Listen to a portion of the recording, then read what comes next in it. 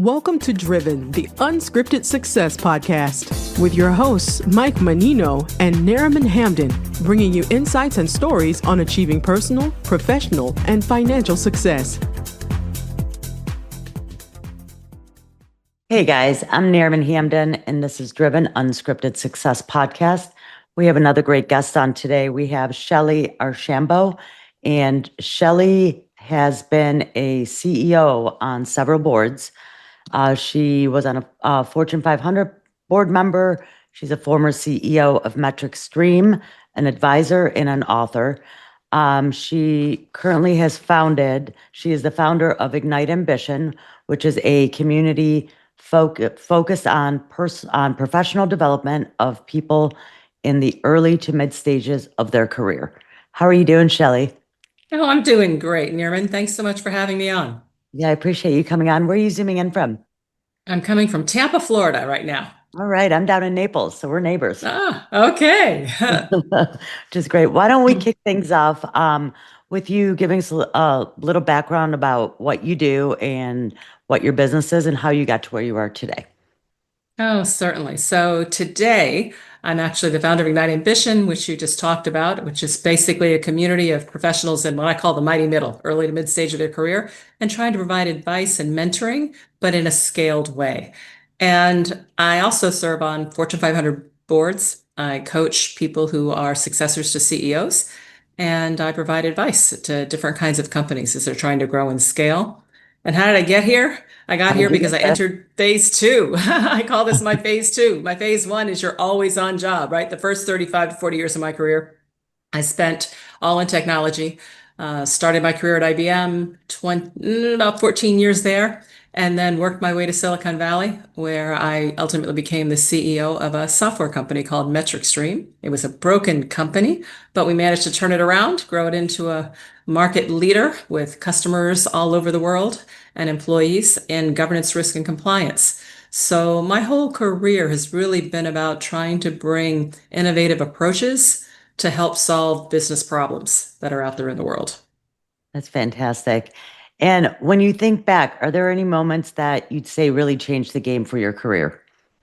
Oh my goodness. There were so many. I was very ambitious, and as a kid. And so I set this goal for myself where I wanted to be a CEO. Imagine I came home at 16 years old after having this fateful conversation with my guidance counselor. That conversation you have your junior year as you're getting ready to go into senior, where they say, do you want to go to college? And the answer is yes. In my family, my father didn't have a college degree. It was all about education. So yes. And she said, well, what do you want to do after college? And frankly, I had no idea, Newman. I said, I don't know. I just know that I want to make enough money so that I can eat out in restaurants, keep my thermostat at 72 degrees in the wintertime, and I want to be able to travel, right? And she laughed just like you did, except I was dead serious. And she said, what do you like to do? And for this, I give her a ton of credit because I said, well, that's easy. I like clubs. I'm in the National Honor Society, American Field Service, French Club. I mean, you name it. I'm even a Girl Scout, but like, don't tell anybody because it's not cool. And she said, well, Shellye, if you like clubs and organizations, that's all business is. Business is all about pulling people together and getting things done. And I said, oh, well, if that's the case, I'm going to go into business. And I like running these clubs, so I'll go run a business. And I looked up and people who run businesses were called CEOs. So I came home at 16 and told my parents, I'm going to be a CEO. And to their credit, they did not laugh in my face. They were like, okay, Shellye, you just have to be willing to work hard. So I set my whole path on wanting to become a CEO, and ultimately I achieved it. So key things that made a difference. One, the guidance counselor. Sure. Two is I got to the point at IBM where I realized, even though my boss reported to Lou Gerstner, the CEO, I wasn't getting the feeling that I was truly going to get an opportunity to compete for the CEO job at IBM. And I had to make a really hard decision. I mean, it's been 14 years. There was nobody higher than me in the company that looked like me. I had done very well, but if I wasn't going to get a chance to be CEO, then I couldn't stay because that was my goal. But Sure. leaving Oh my God, leaving was so hard. I mean, I bled. If you cut me, I bled IBM blue. My husband was an ex-IBMer, right? All my friends with IBM. I moved all over the world with them. And I thought, how can I leave IBM? But I had to do it. And frankly, that's what put me on the path as I had got to Silicon Valley to ultimately get my CEO job at MetricStream. So a couple of very fateful, fateful events. That's fantastic. So, how do you deal with taking risks? Well, I'm sure that this was one of the risks that you took, but with leaving. Um, and how did it work out for you? Listen, it worked out well. And I tell people all the time, risk and opportunity are two sides of the exact same coin. If you don't take risks, you're not going to get opportunities, which is why in my book, Unapologetically Ambitious, take risks is the very first thing after the title. Unapologetically ambitious, take risks, break barriers, and create success on your own terms. Because risk taking is the only reason why I got where I was. And taking risk is everything from volunteering for an initiative that you have no idea how to lead, but you know needs to be done. So you're going to figure it out, to leaving a company if it's not the right thing, to asking for a raise or a promotion, making sure you're getting what you're worth, right? A risk is every time you feel uncomfortable, which is why people tend not to take risks, right? They feel uncomfortable and they think, oh, I'm just not comfortable. Well, here's the Sure. thing. Here's the thing, Nareem, you know that if you don't feel comfortable, it means you're in a position to learn, Sure. right? So Yeah. it's all about learning. Building a good career and growing and moving up is all about learning. So frankly, if you haven't been uncomfortable in the last 3 months, it's time to shake something up. Sign Sure. up for something new, right? Go after a new opportunity. Do something you haven't done before. You want to stay on a high growth curve. And the only way you do that is if you're constantly feeling uncomfortable so that you can learn, tuck that in, and learn the next thing. Sure. Which is, it's pushing yourself out of that comfort zone, like you said. And sure, sometimes you might fail, but if you don't fail, then you can't succeed, you know? Absolutely. And listen, I take that failure thing and I just twist it a little bit. To Mm-hmm. me, and this I learned from my late husband. He said, and can I tell you a quick story? Sure. So I started out at IBM in sales. And I started out in sales not because I thought, oh, I want to be a salesperson. I started out in sales because every single CEO at IBM started out in sales. So I figured that had to be the path to power. It's not about the first job. The first job is just to build skills. So don't go after your dream job. Your dream job is the job you're trying to get 10, 20 years from now. So at any rate, I started out in sales. Well, I had sold this big deal. It was worth millions and millions of dollars over like 3 or 4 years. I was a hero. Everybody's patting me on the back until the customer changed their mind and canceled the order. All of a sudden, I went from being this hero to being like worse than a dog because now people who had counted on me to make their numbers, my boss, their boss, right? The whole bit, I'd let them down and I felt horrible. Well, 3 or 4 days after losing the sale, I come home from work and my husband says, so how was your day? And I said, how do you think it was? Right? Oh my gosh, lost reviews. Everybody's acting like I'm in mourning. I mean, it's awful. And he said to me, Shellye, the mourning period is over. He said, you are the same person you were 4 days ago before you found out this news. Go find something else to sell. Right. And that kick in the pants taught me that you're only a failure if you don't learn from what happened and moved on. As long as you learn and move on, it was a learning experience. But it's Absolutely. only a failure if it stops you. So don't let those things stop you. Exactly. Just keep pushing through. So everyone hits a bump in the road from time to every now and then. Can you share a time that things didn't pan out for you and how you got through it? Oh, yes. So imagine this. I'm now CEO of MetricStream, which as I told you initially, was a very broken company. It took several years to get it right sized, working, sold it. And this is now early 2008. And we are doing governance, risk, and compliance, which is a new space. And finally, the software analysts have identified our company, MetricStream, as a leader in governance, risk, and compliance. And it's like, oh my God, this put us on the map. Our phones are ringing, right? Companies are now calling us for solutions. We're like, yes. So we started investing in sales and marketing and implementation people with the idea that once we got to 2009, because it was a private company, we would raise money to be able to expand on this growth trajectory. Well, you know what happened? The second half of 2008 came. The market just collapsed, Uh, and so did our business. And all of a sudden, we are living on fumes. We don't have a lot of money in the bank, remember? Because we invested with the idea of raising money in 2009. So we had to come to a very hard decision, which was, do we continue on or do we close the business? And honestly, that was the hardest period I ever went through because we decided to fight. And yeah, we did. But listen, there were many weeks where on Wednesday, I didn't know how I was making payroll on Friday. I mean, it was really, really hard. But we did it and ultimately ended up thriving. And as I said, continue to be a leader with thousands of customers all over the world. that's fantastic. What's a skill or habit you think doesn't get enough credit for your contributing to your success? I think it's discipline. Um, a lot of people set goals, and some people try to figure out a plan or a way to actually achieve that goal.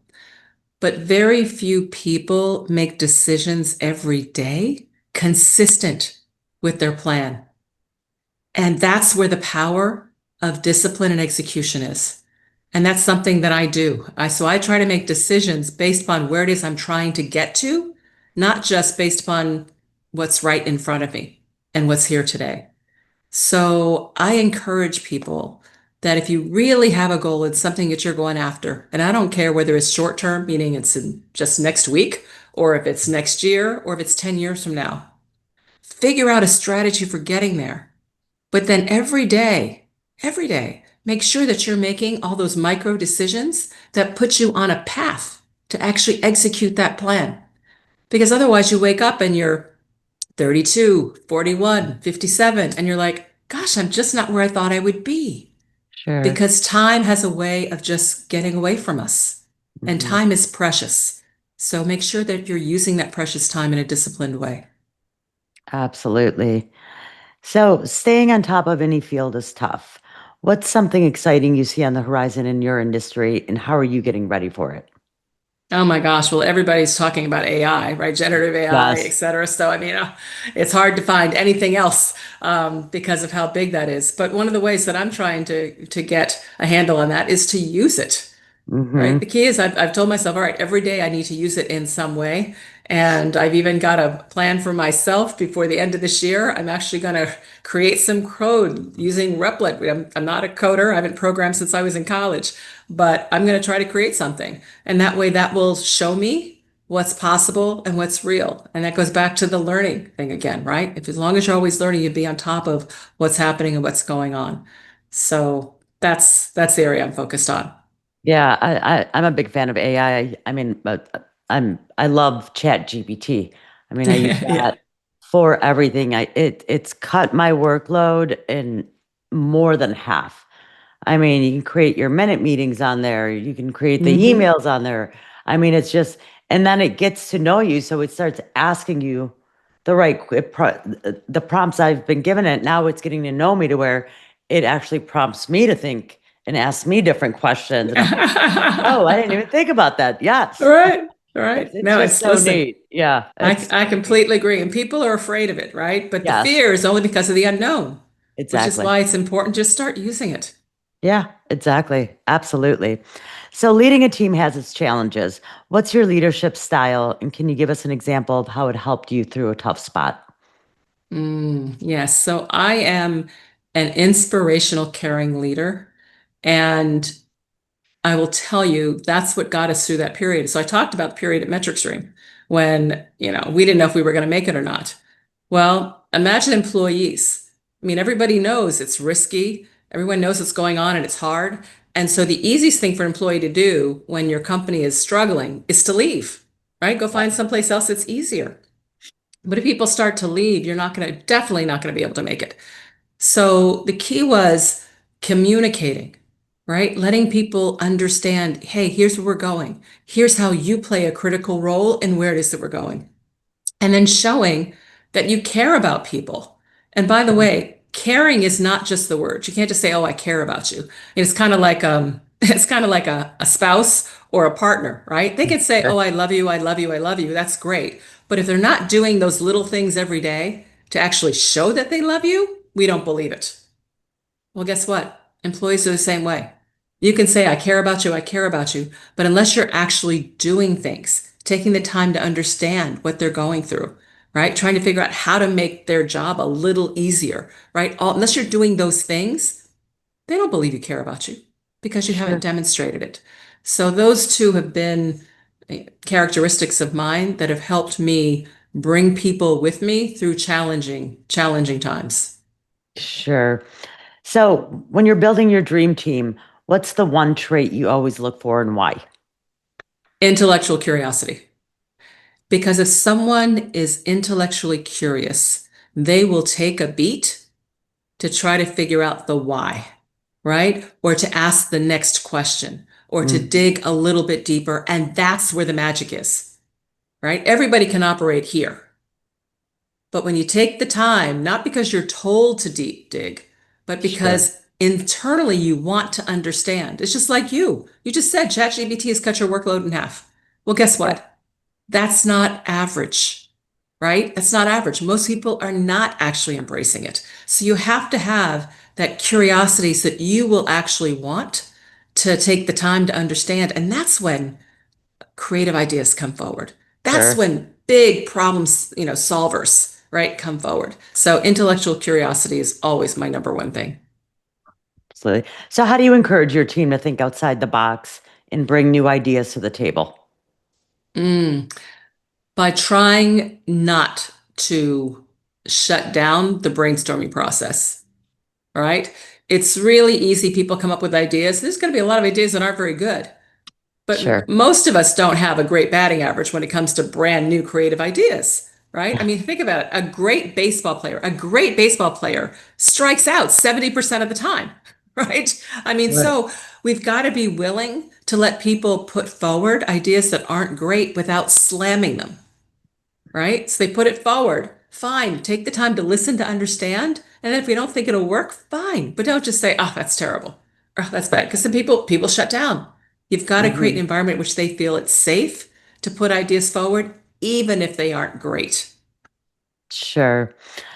So what does a day in your life look like, and how do you juggle work and everything else? Oh my gosh. How do you My manage days all the chaos? Yeah. So I live by my calendar. And my secret weapon is Hannah. I have a virtual assistant who helps me kind of with all this. Uh, But for me, it's just getting started the right way. I mean, I wake up, I meditate, right? First thing, wake up, meditate, and then I work out. So I get my body strong so that I can face all the things that are coming. And then I live by the calendar in terms of the meetings, but then my notebook, which has all my actions to dos to make sure things don't drop, to make sure I'm on top of it or I've delegated it, right? Or something has happened. So all of those things help me get it done. And then my biggest secret weapon is to integrate my life. So for instance, being healthy is really important to me. So I do a lot of walks and talks. If I can have a meeting and we don't have to actually look at slides or something in person or on a Zoom, then I'll say, well, let's do a walk and talk. And I even do virtual walk and talks. I'm like, what are you doing? Great. Why don't you go outside for a walk? I'll go for a walk and we'll have our talk. Because moving, not only is it good for your body, but studies show that movement actually helps your brain. It sure. actually opens up new ideas and clarity. So I think integrating your life. If I'm going to go see a play or a show, I don't go by myself, or when my late husband was alive, go with him. I invite a bunch of friends to go. Why? I'm going to go anyway. And then this gives me a chance to spend time with them, right? And to build my Yeah, relationships because my most precious commodity is time. I have family, I have grandchildren, right? I want to spend time with all of these things and I still want to do a lot. So I've got to figure out how to pull all those things together. that's fun. Um, has there been a book, a podcast, or someone that's really changed your outlook or approach? Oh gosh, one that I really recommend is Trillion Dollar Coach, which is a book about the late Bill Campbell, who was a mentor of mine, and he absolutely had a profound impact on me and my overall career. Another one that I recommend is All You Have to Do is Ask. And it's basically a book. It's not that long, but it's a book about how to ask for what you want. Mm-hmm. Because I love to tell people, people can't read your mind. Right. So, right. So if they don't know what you actually want, then you're probably not going to get it. But Sure. again, people feel uncomfortable with how to ask. What's the right way? How do I approach it so people don't think I'm fill in the blank, right? So those are two books that I would put out there. Those are good ones. I'm gonna have to look those up. My mother, when I was much younger, I'll always remember this. I came home from school and I was questioning something, but I didn't know how I could ask the teacher this, for this favor or Mhm. whatnot. And my mother just looks at me. She goes, "Listen, if you don't ask, you don't get. And what's the worst case that can happen? She'll say no, and then you move on to Mhm. the next one." And I'm like, oh, I guess it is that simple. So I'm one of those Yes. people where I don't have a problem asking.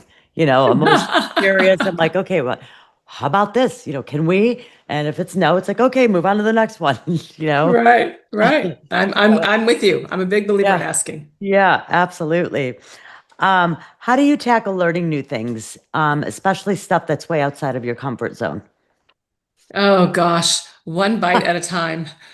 For instance, I am not very good with languages. And everybody has their skills. Language is not mine. I mean, you take the obligatory 4 years in high school, I took French, which hasn't turned out to be very useful.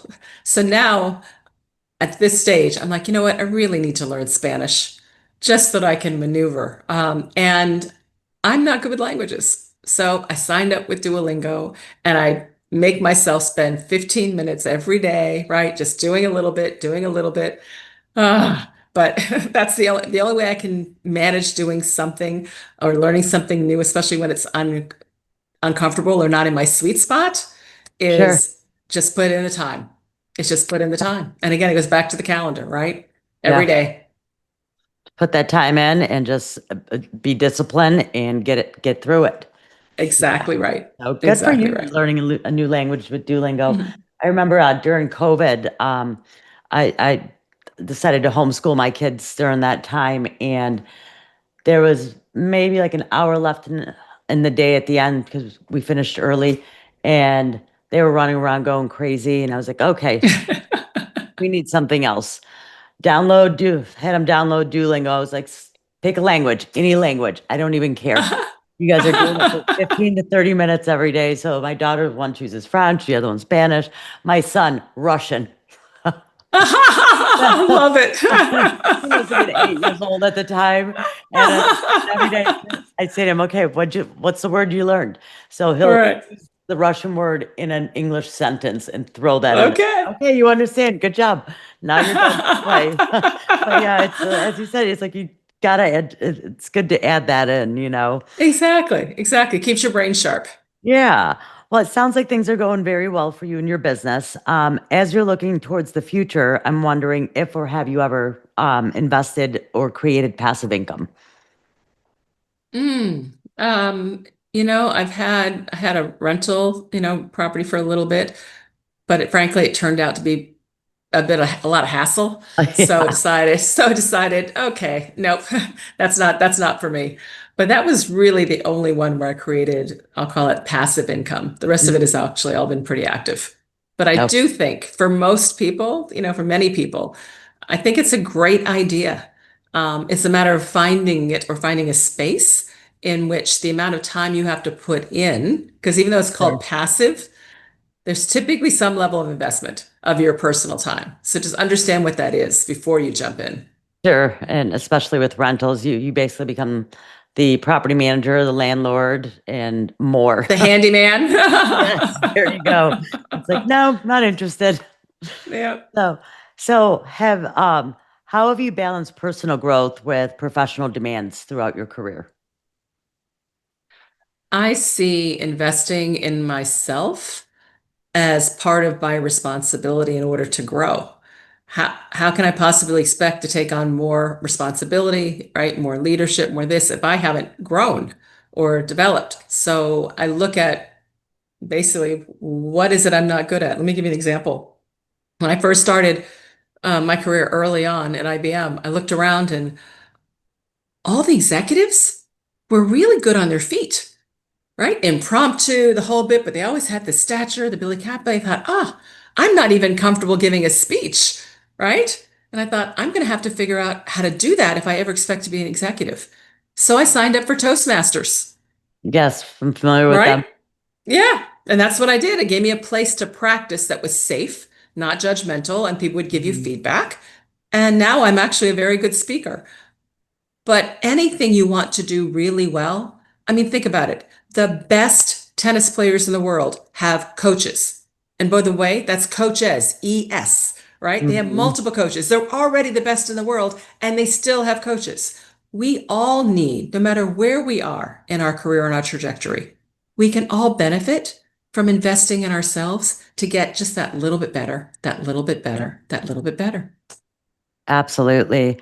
So, what strategies have you used to ensure both personal satisfaction and financial stability? Mm. It goes back to setting goals, right? So I set goals. When I was working, I said, all right.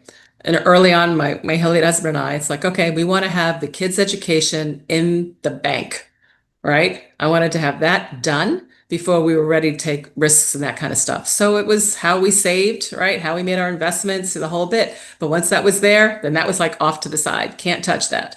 Then the next one was, okay, I want to be able to make it my decision of whether or not I work once I hit 50. So I just set a personal goal.